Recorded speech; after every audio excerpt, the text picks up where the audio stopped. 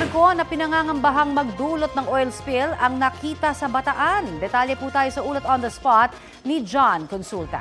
John?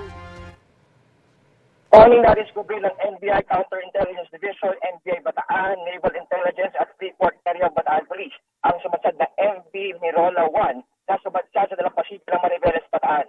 Sa video at litratong nakuha ng GMA Integrated News, kita na nakatigilid na ang barko. Ayon sa NBI, ang nakapagtataka, walang taong inabutan at wala rin umanong distress signal. Sa loob ng aircon, makikita ang ilang tangke at itim na likido koni na ayon sa NBI ay pinaniniwala ang langis. Ayon sa NBI, makikita na tumatapon na sa dagat ang itim na likido na posibleng lumikha ng seryosong environmental damage sa lugar at kalapit na area.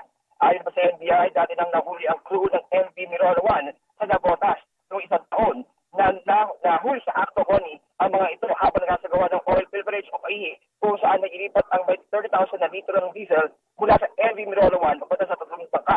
Sa ngayon ay magkasagawa ng test ang Bureau of Customs para mag-check kung smuggled ba ang karga nitong langis na sumasad na barko. Inaarap pa ng NBI ang may-ari ng MV Mirola 1. Yan ang linas na nasa Bataan.